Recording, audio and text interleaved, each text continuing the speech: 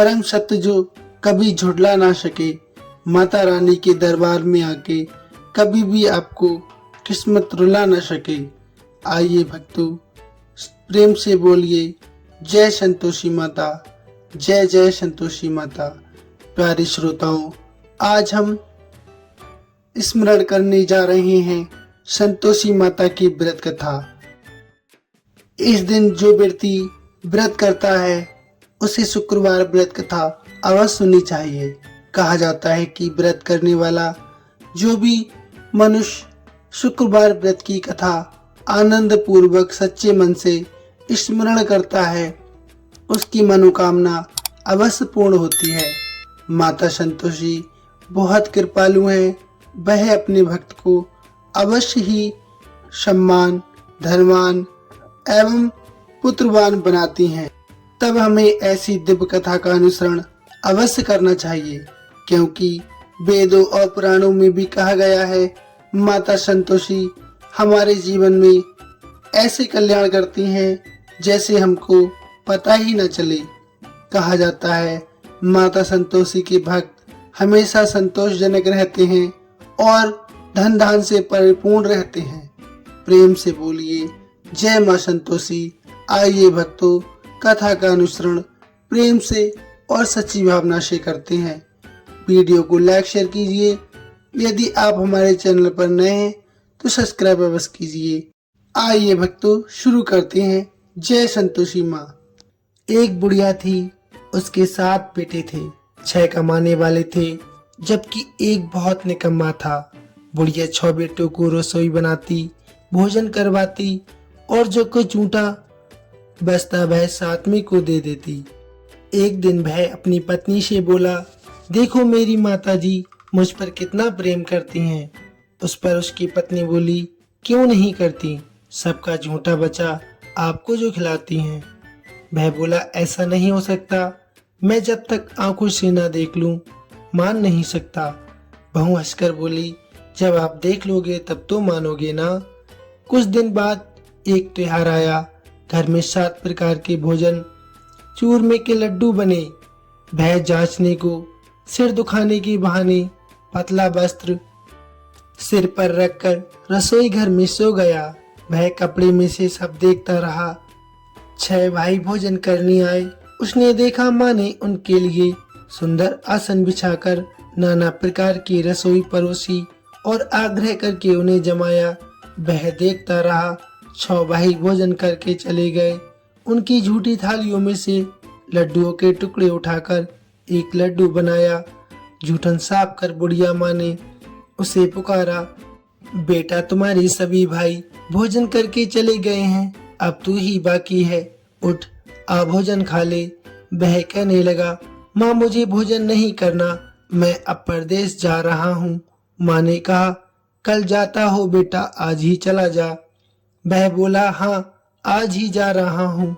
चलते समय उसे अपनी पत्नी की याद आई। वह गौशाला में उपले थाप रही थी। वहां जाकर वह उससे बोला, हम जामे परदेश आवेंगे कुछ काल, तुम रहियो संतोष से धर्म अपनो पाल। वह बोली, जाओ पिया आनंद से, हमरो सोच हटाए, राम भरोसे हम रहे ईश्वर तुम्हें सहाय। दे दो कोई निशानी आपन, देख धरू में धीर, सुध मत हमारी बिसरियो, रखियो मन गंभीर। फिर वह बोला, मेरे पास तो कुछ नहीं है, ये एक अंगूठी है, सो तुम ले लो और अपनी कुछ निशानी मुझे दे दो। वह बोली, मेरे पास क्या है, ये गोबर भरा हाथ है। ये कहकर उसने उसकी पीठ में गोबर के हाथ की थाप मार दी। वह चल दिया। चलते चलते दूर प्रदेश पहुंचा। वहां जाकर एक साहूकार की दुकान पर उसे नौकरी रखने के लिए वह अर्जी करने लगा। साहूकार को भी जरूरत थी। वह बोला, रह जा। लड़के ने पूछा, तनख्वाह क्या दोगे? साहूकार ने कहा, काम देख कर दाम मिलेंगे। साहूकार की नौकरी मिली। वह सुबह 7 बजे से 10 बजे तक नौकरी बजाने लगा। कुछ दिनों में दुकान का सारा लेन देन, हिसाब किताब, ग्राहकों को माल बेचना, सारा काम करने लगा। साहूकार के 7-8 नौकर थे। वे सब चक्कर खाने लगे। ये तो बहुत होशियार बन गया है। सेठ ने भी उसका काम देखा और 3 महीने में ही उसे आधे मुनाफे का हिस्सेदार बना लिया। वह कुछ वर्ष में एक नामी सेठ बन गया और मालिक सारा कारोबार उस पर छोड़कर चला गया। पति की अनुपस्थिति में सास ने बहू पर बहुत अत्याचार किए। इधर उसकी पत्नी को सास ससुर दुख देने लगे। सारी गृहस्थी का काम करवाकर उसे लकड़ी लेने जंगल में भेजते। इसी बीच घर के आटे में से जो भूसी निकलती उसकी रोटी बनाकर रख दी जाती और फूटे नारियल के छिगले में उसे पानी दे दिया जाता। एक दिन वह लकड़ी लेने जा रही थी। रास्ते में बहुत सी स्त्रियां संतोषी माता का व्रत करती दिखाई दी। वह वहां खड़ी होकर कथा सुनने लगी और पूछने लगी, बहनों, तुम किस देवी देवता का व्रत करती हो और उसके करने से क्या फल मिलता है? यदि तुम इस व्रत का विधान मुझे समझाकर कहोगी तो मैं तुम्हारा बहुत बड़ा एहसान मानूंगी। तब उनमें से एक स्त्री बोली, सुनो बहन, ये संतोषी माता का व्रत है। इसके करने से गरीबी बदुख आदि नाश हो जाता है और जो कुछ मन में अधूरी कामना होती है वह भी माता की कृपा से संपूर्ण हो जाती है। तब उसने पूछा, हे बहन, इस व्रत की विधि क्या है? वह भक्तिनी स्त्री बोली, 1.25 आने का गुड़ चना लेना, इच्छा हो तो 5.25 आने का लेना या 1.25 रुपए का, आप अपनी सहूलियत के अनुसार ले लेना। बिना परेशानी और श्रद्धा व प्रेम से भी जितना बन सके आप सबाया ही लेना। प्रत्येक शुक्रवार को निराहार रहकर कथा सुनना, इसके बीच क्रम न टूटे, लगातार नियम पालन करना। सुनने वाला कोई न मिले तो घी का दीपक जलाकर उसके आगे जल के पात्र के सामने रखकर कथा कहना। जब ये कार्य सिद्ध न हो, नियम का पालन करना और कार्य सिद्ध हो जाने पर व्रत का उद्यापन अवश्य करना। यदि किसी के ग्रह खोटे भी हो तो माता 1 वर्ष भर में कार्य सिद्ध अवश्य करती हैं। फल सिद्ध होने पर उद्यापन करना चाहिए, बीच में नहीं। उद्यापन में 2.5 सेर आटे का खाजा तथा इसी परिमाण से खीर तथा चने का साग करना। 8 लड़कों को भोजन करवाना। जहाँ तक मिले देवर जेठ भाई बंधु के हो, ना मिले तो रिश्तेदारों और पास पड़ोसियों के बुलाना। उन्हें भोजन करवाकर यथाशक्ति दक्षिणा देना। माता का नियम पूरा करना। उस दिन घर में कोई खटाई न खाना। ये सुन बुढ़िया के लड़के की बहू चल दी। रास्ते में लकड़ी के बोझ को बेच दिया और उन पैसों से गुड़ चना ले माता के व्रत की तैयारी करने आगे चली और सामने मंदिर देखकर पूछने लगी, ये मंदिर किसका है? सब कहने लगे, संतोषी माता जी का मंदिर है। ये सुनकर माता के मंदिर में जाकर चरणों में वह लौटने लगी। दीन होकर विनती करने लगी, हे माता, मैं निपट अज्ञानी हूँ, व्रत के कुछ नियम नहीं जानती हूँ, मैं बहुत दुखी हूँ। हे माता, हे जगत जननी, मेरा दुख दूर करें, मैं आपकी शरण में हूँ। माता को दया आई। एक ही शुक्रवार बीता था कि दूसरे शुक्रवार को उसके पति का पत्र आया और तीसरे शुक्रवार को उसका भेजा हुआ पैसा भी आ पहुंचा। ये देख जेठ जेठानी मुंह सिकोड़ने लगे, लड़के ताने देने लगे, काकी के पास पत्र आने लगे, रुपया आने लगा। अब तो काकी की खातिर बढ़ेगी। बेचारी सरलता से कहती, भैया कागज आए या रुपया आए, हम सब के लिए अच्छा है। ऐसा कहकर आंखों में आंसू भरकर संतोषी माता के मंदिर में जाकर रोने लगी और कहने लगी, हे माता, हे मातेश्वरी, मैंने आपसे पैसा रुपया थोड़ी मांगा था। मुझे पैसे से क्या काम है? मुझे तो अपने स्वाग से काम है। मैं तो अपने स्वामी के दर्शन मांगती हूँ। तब माता ने प्रसन्न होकर कहा, जा बेटी, तेरा स्वामी जल्दी आएगा। ये सुनकर खुशी से बावली होकर वह घर में जाकर काम करने लगी। अब संतोषी माँ विचार करने लगी, इस भोली पुत्री को मैंने कह तो दिया है कि तेरा पति जल्दी आएगा, लेकिन कैसे वह तो इसे स्वप्न में भी याद नहीं करता। उसे याद दिलाने को मुझे ही जाना पड़ेगा। इस तरह माताजी उस बुढ़िया के बेटे के पास जा स्वप्न में प्रकट हो कहने लगी, साहूकार के बेटे सो रहा है या जागता है? वह कहने लगा, माता सोता भी नहीं हूँ, जागता भी नहीं हूँ, कहो क्या आज्ञा है।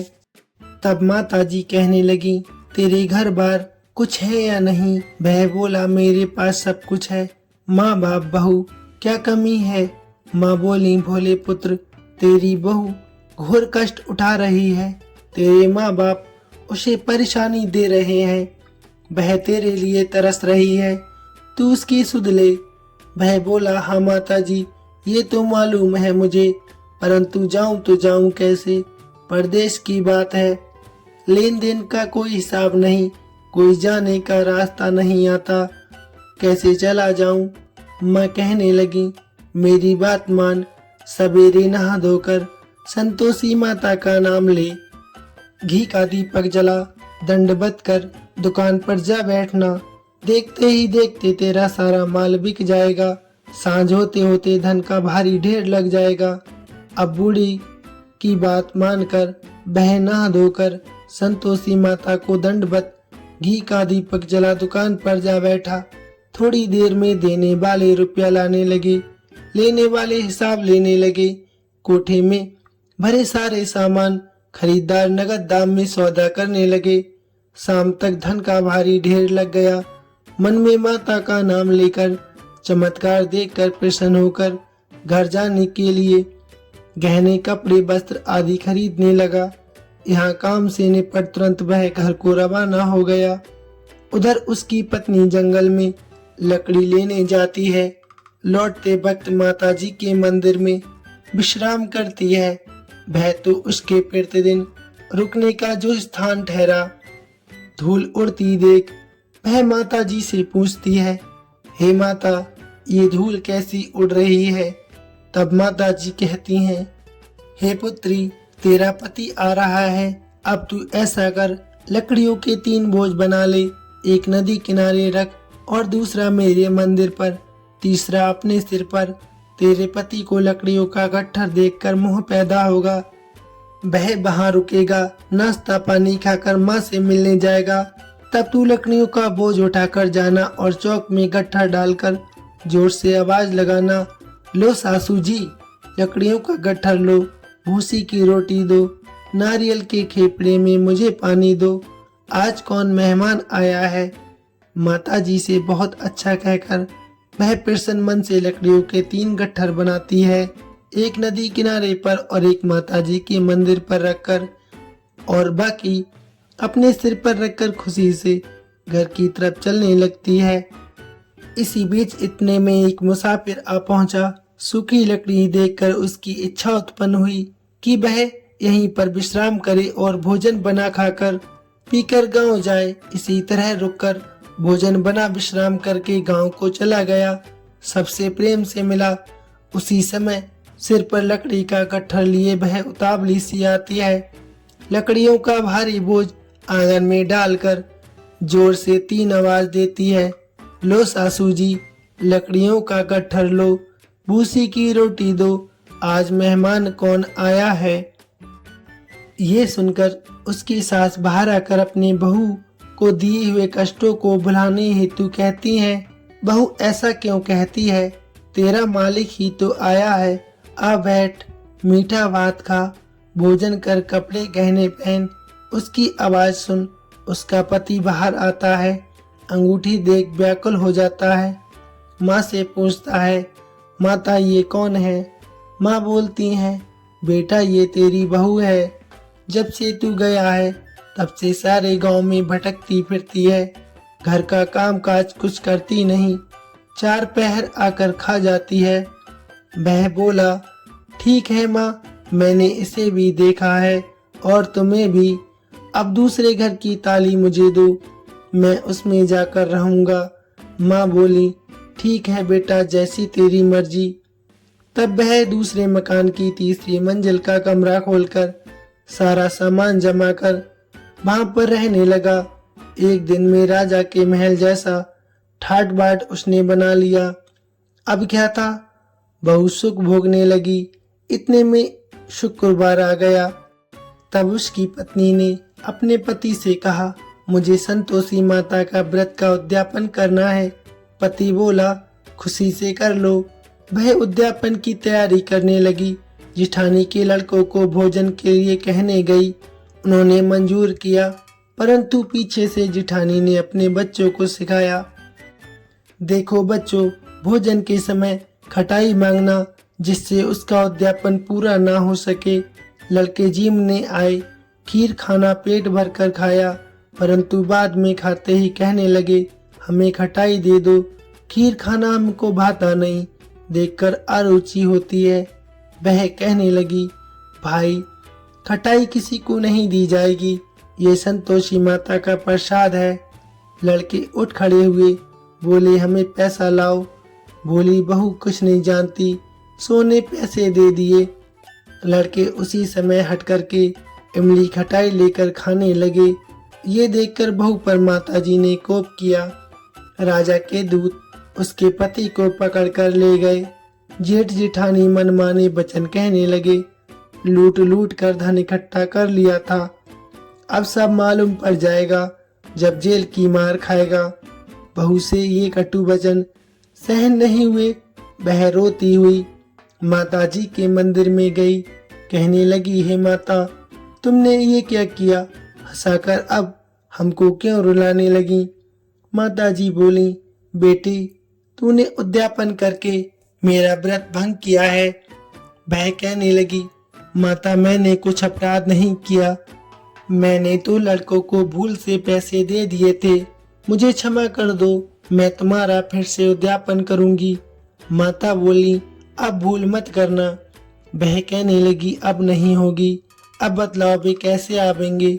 माँ बोली, जा पुत्री, तेरा पति तुझे रास्ते में आता मिलेगा। वह निकली, राह में पति आता मिला। वह पूछने लगी, कहाँ गए थे। वह कहने लगा, इतना धन जो कमाया है उसका टैक्स राजा ने मांगा था, वह भरने गया था।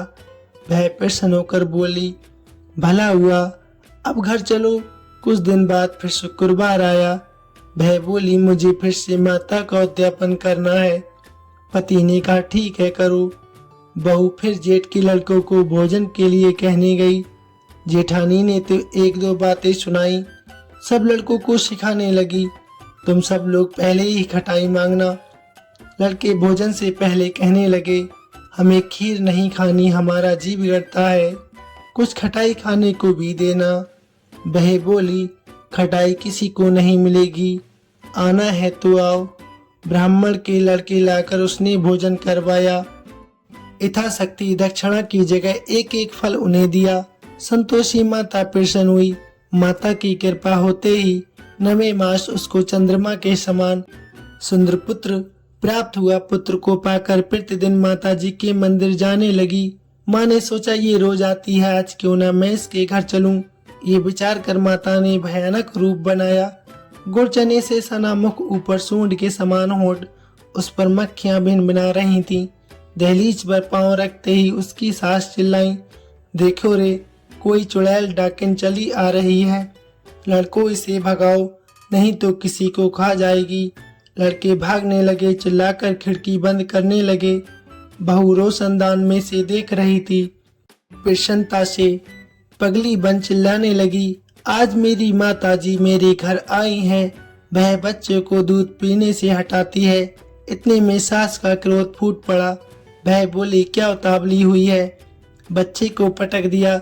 इतने में माँ के प्रताप से लड़के ही लड़के नजर आने लगे। वह बोली, माँ, मैं जिनका व्रत करती हूँ ये वही संतोषी माता है। सबने माता जी के चरण पकड़ लिए और विनती करने कहने लगे, हे माता, हम मूर्ख हैं, हम अज्ञानी हैं, तुम्हारे व्रत की विधि हम नहीं जानते। व्रत भंग कर हमने बहुत बड़ा अपराध किया है। जग माता, आप हमारा अपराध क्षमा करो। इस प्रकार माता उनकी कटु भावना को सुनकर बहुत प्रसन्न हुई। बहू को जैसा माता ने फल दिया वैसा माता ने सबको दे दिया। जो कथा सुने या सुनावे उसका मनोरथ पूर्ण हो। प्रेम पूर्वक बोलिए संतोषी माता की जय। दोस्तों वीडियो कैसी लगी प्लीज कमेंट में अवश्य बताइए, साथ ही लाइक शेयर अवश्य करना। संपूर्ण वीडियो देखने के लिए आपका बहुत बहुत धन्यवाद।